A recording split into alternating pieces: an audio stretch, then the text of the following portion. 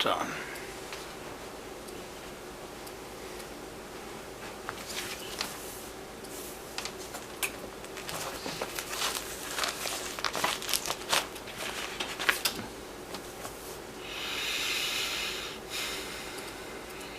I don't know where it is. The two places I've done it beats there. Alright, we're on. Here's your books.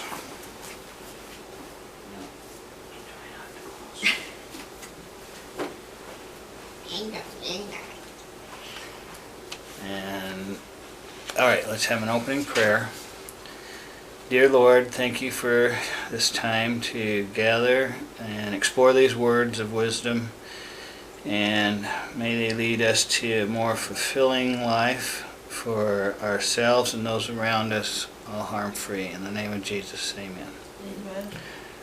Last week, our sentence was, each problem contains its own solution.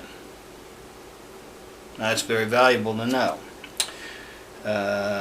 So we will pick up there from that spot, which means in this book of The Nature of Personal Reality, on this edition we're on page 213, which is going to be in session 644, and we're still in chapter 11, and I will begin. Is everybody up to the spot?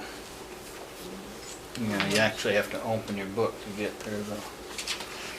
Okay, it says, now, it is true that habitual thoughts of love, optimism, and self-acceptance are better for you than their opposites.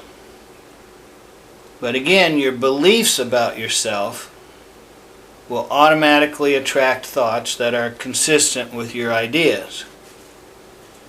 There is as much natural aggressiveness in love as there is in hate.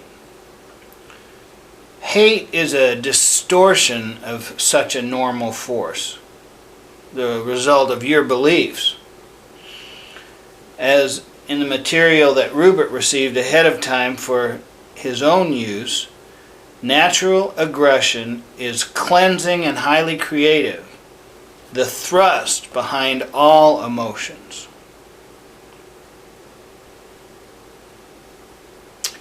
So that's probably the words for this whole session right there. Next paragraph starts, there are two ways to get at your own conscious beliefs. The most direct is to have a series of talks with yourself. Write down your beliefs in a variety of areas, and you'll find that you believe different things at different times. Often, there will be contradictions readily apparent.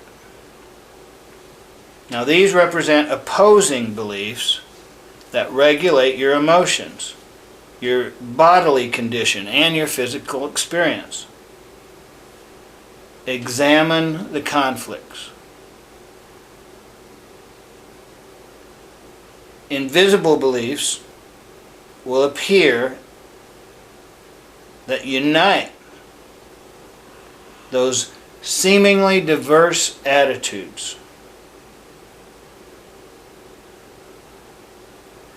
Invisible beliefs are simply those of which you are fully aware but prefer to ignore because they represent areas of strife which you have not been willing to handle thus far. They are quite available once you are determined to examine the complete contents of your conscious mind. Pause.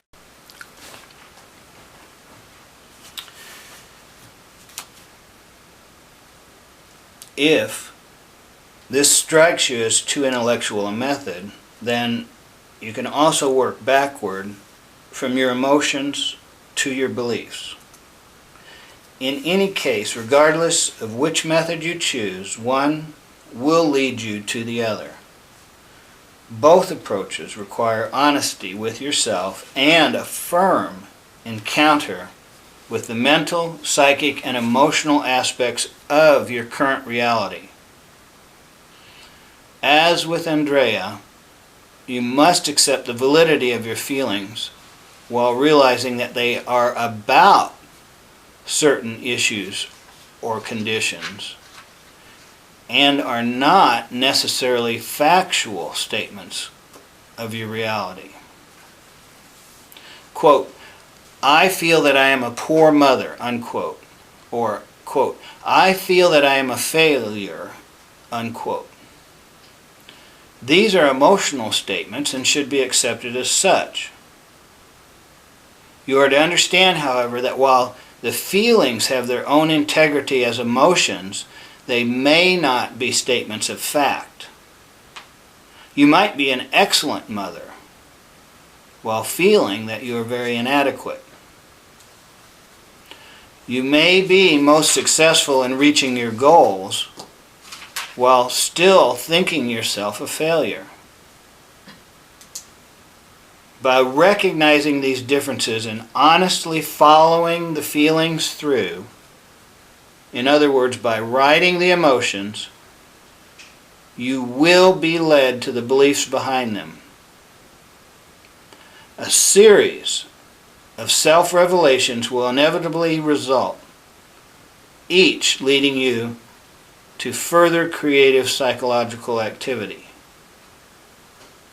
At each stage, you will be closer to the reality of your experience than you have ever been. The conscious mind will benefit greatly as it becomes more and more aware of its directing influence upon events. It will no longer fear the emotions or the body as threatening or unpredictable, but sense the greater unity in which it is involved.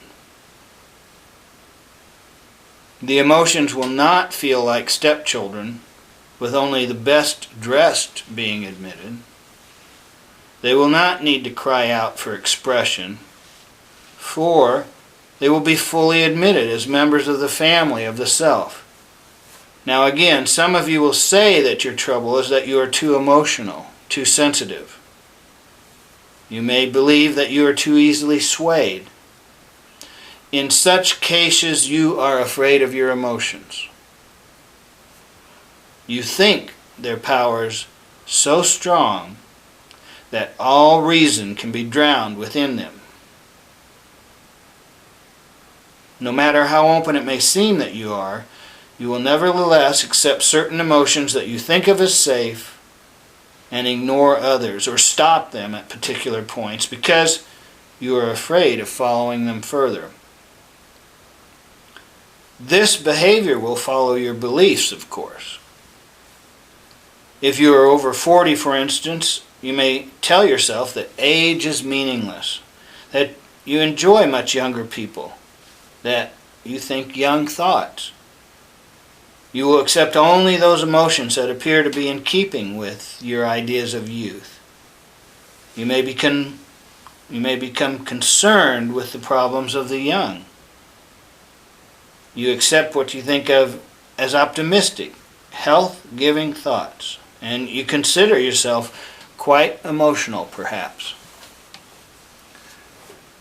Underneath, however, you are very much aware, as indeed you should be, of your reality and creaturehood. Yet you firmly ignore any changes in your appearance from the time you were, say, 30, and in so doing, lose sight of your validity as a creature in space and time. You will inhibit any thoughts of death or dying, or of old age, and so close out quite natural feelings that are meant to lead you beyond your earlier years.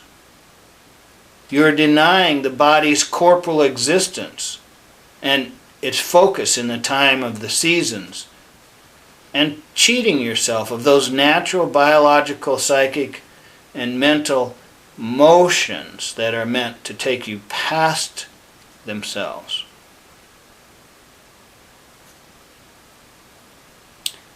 All right, we'll stop there, and